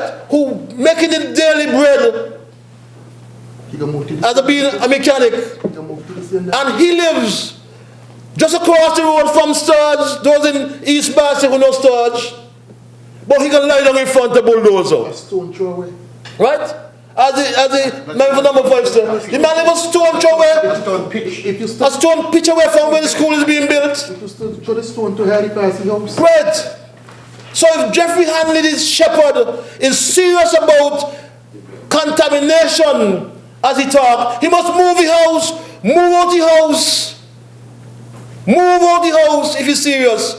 If he has any morality, any moral goodness in him, he must move out the house, trying to fool people about he can sit down in front of the bulldozer. And he live right next to the school. Right next to the school, Mr. Speaker. This is what the member from number 5 was saying. Hypocritical. They're hypocrites, Mr. Speaker. But Mr. Speaker, the fact is, as outlined by the member from number 5, where the school is being built is downstream the aquifer, Mr. Speaker. Downstream, Mr. Speaker.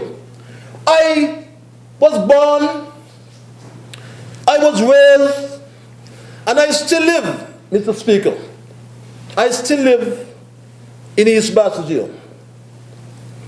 And of course, from the downstream of the well field, where the ponds, pasture, residential development exists, Mr. Speaker, that was pond. I one day as a small boy catching pond bird, set to be pond bird trap. And when the late national hero, Sir Robert Llewellyn Bradshaw, decided to build up there, he took some stone, some aggregate from the quarry, quarry, and put it on the pond's pasture. And everybody back then said that the pasture can sink. The pasture can sink, Mr. Speaker. So what's he talking about aquifer? He don't know what's an aquifer. He talk about bomb and some stupidness about Tennessee and the others on the periphery of the aquifer. The aquifer start all up always. All up always start, Mr. Speaker. How many houses the member from number 6, as the minister responsible for sustainable development and physical planning, put on the aquifer up the hill? How many houses? Huh? 1,000 houses? He's bringing the thing downstream. Bringing it downstream, Mr. Speaker. But the truth is, Mr. Speaker, that the well field is east of the Kim Collins Highway. That's where all the potable water is. But Mr. Speaker, the truth is, the truth is, this report, Mr. Speaker, this report, as I said in 2009, warned them, warned the members opposite, right, about the threat to the aquifer, Mr. Speaker. And what he said, Mr. Speaker? It said, Mr. Speaker, in section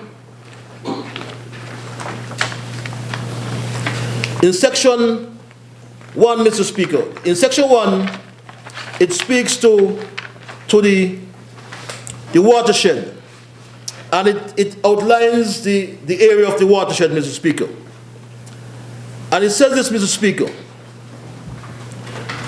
the watershed is divided into 2 subbasins. Subbasin A, the Eastern Valley, occupies 3,010 acres, and Subbasin 2, the Western Valley, occupies 2,220 acres. It goes on, Mr. Speaker. The Eastern Basin is drained by Hodges River in the northeast of Hodges, member from number 8.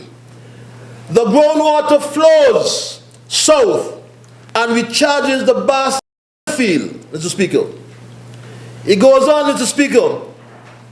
There's a topographic break between the Canada Hills and the Connery Hills that appears to be a natural discharge channel for some of this Hodges River groundwater.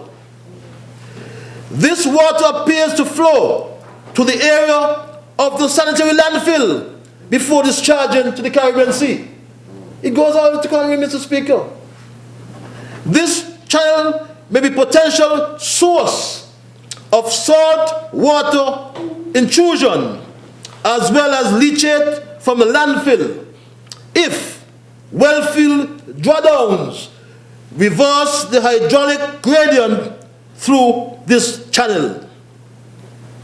And it concludes, Mr. Speaker, the western sub-basin is drained by the South Olives River as well as College Guts around the eastern edge of Monkey Hill.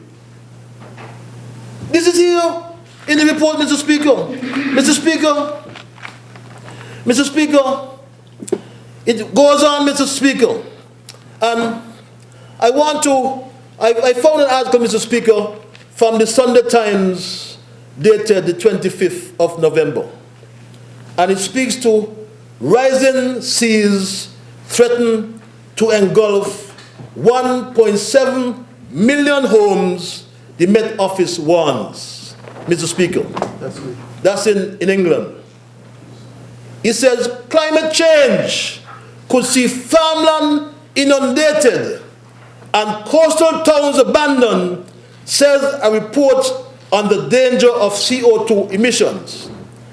And the excerpts I want to read from this article, Mr. Speaker, it says, the Met Office will warn tomorrow that climate change and rising sea levels could threaten more than 1.5 million homes, turn farmland into marsh and wash away beaches by the end of the century. It went on, Mr. Speaker. The aim is to help policymakers prepare transport, power, and other infrastructure for what is likely to be the fastest change in climate humanity has experienced. But come home, Mr. Speaker. Come home. Let's come home, Mr. Speaker. The report goes on, Mr. Speaker. The report that I delivered to your office, you had a copy. I don't know if you went to the when you come in government quarters the morning. Right? It says in the report under section 7, Mr. Speaker, it says, and I quote, there is a trend of declining static water levels observed in the Basseterre well field, Mr. Speaker. The decline is observed to range from 1.5 to 2+ feet, Mr. Speaker, according to available data extending back into the 70s, the 1970s. That's how far going back, Mr. Speaker. It continues, Mr. Speaker. The decline in water levels appears to have accelerated from 1999 to 2009, with an increase in groundwater withdrawals. And this is the point I want to make, Mr. Speaker. And they were warned. Because the report says, Mr. Speaker, and I quote, it says, continued dewatering of the aquifer will lead to increased areas of salt water intrusion and declining potable water quality within the well field. How is the salt water getting up there? Sea level rises. It covers sea level rises. Therefore, how can you say that nothing in the aquifer south will ever get north? But anyway, what are you talking? What science? What science? What deal with science?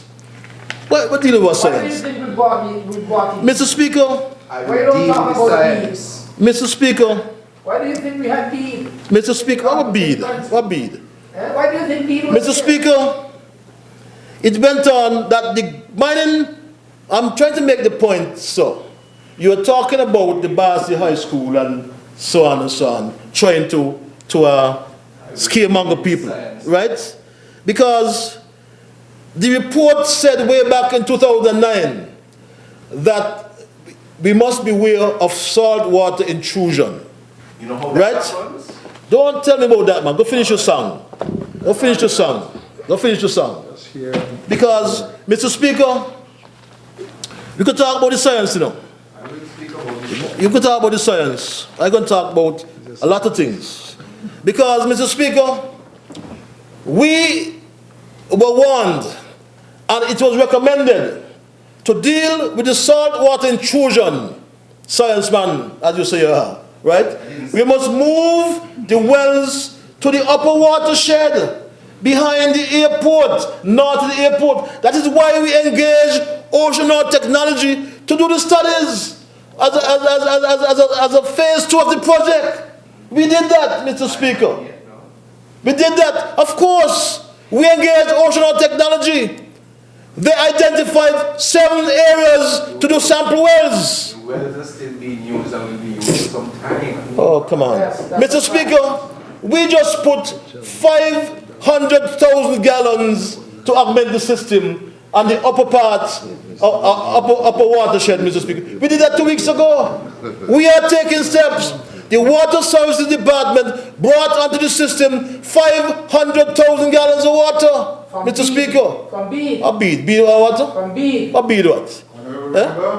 Yes, sir. You displace Beed for water. You I need some more time, sir. I need some more time, sir. I need 15 more minutes, sir. You can't do that. Yes, you can. We in government, we can't do that. What? I request 15 more minutes, sir. Mr. Speaker, you heard what he just said? Members, please. Honourable Member. Yes, sir. Interrupt. If you're serious about requesting additional time. Yes, sir. I'm very serious, sir. It's an important matter. Member, it's not allowed. It's not allowed under the rules. Pardon? It's not allowed under the rules of the House. During the debate, Yes. members are allowed 90 minutes in Yes. speak, and then they have the right to request an additional 30 minutes. Yes, sir. Which With all the interruptions, sir, can I get 15? No, sir. What interruptions? You see how we dance around, sir? Yes, sir. What happened to Marcella a while ago? Not Marcella. Shh. You let the speaker. No. Just rap, sir. I'll just rap. Well, no. Well, if you're asking for additional time and interruptions, I'll give you 3 minutes. 3 minutes, sir? Yes, as a result of interruptions. Thank you, Mr. Speaker. I rap in 3 minutes. Right? I hope that the 3 metric minutes. Mr. Speaker, Mr. Speaker, Beed was charged with the responsibility to find water of more than 400 feet below the water level, before the ground level, sir. And Beed never did that, Mr. Speaker. But Mr. Speaker, in closing, Mr. Speaker, I want to make the point, sir, that the member opposite said he can talk with the science. But I saw a commentary, Mr. Speaker, by a former CMO. And the caption was, "What is life on the side of science?" And Mr. Speaker, this article, when one reads the content, this article erred on the side of narrow politics. Because we have erred on the side of science, Mr. Speaker. Because, Mr. Speaker, I want to make the point that the system, which is the alternating, intermittent, recirculating reactor that will be used on the Barcy High School, according to the United States Environmental Protection Agency, Mr. Speaker, and it reads in reference to this AIRR, it says there have been no AIRR process system failures from the first installation in 1977. Odor is not a problem. But you can spell something miles away. It says odor is not a problem for any of the AIR installations. The average life of the pumps in AIR installations is well over 8 years. And some have not been replaced for 20 years, Mr. Speaker. If that is so, Mr. Speaker, we are making the right decisions. In closing, Mr. Speaker, I want to make the final point, Mr. Speaker. Because you see, Speak about Beed. Mr. Speaker, To talk about Beed. what bead you talking about? Up to now you have said nothing about that. What bead? What bead? Mr. Speaker, finally, I'm going to speak about corruption, your pet topic. Right? And Mr. Speaker, I have a letter 3 here. minutes up, 3 minutes up. I have a letter here. Right? I have a letter here from Capis and Bass. When we talk about CBI and so on, Mr. Speaker. This cannot be right. And Mr. Speaker, if you want me to speak of corruption, Why? Why are you doing 3 minutes that? up? Are you ready? One final word, Mr. Speaker. One final word, Mr. Speaker. I want to leave this house with one question. Why has the palace construction stopped over at doors that the member opposite is constructing? Was it stopped because the PEP workers were removed? May it please, Mr. Speaker. I give full support to the bill before us, Mr. Speaker. Thank you. Thank you.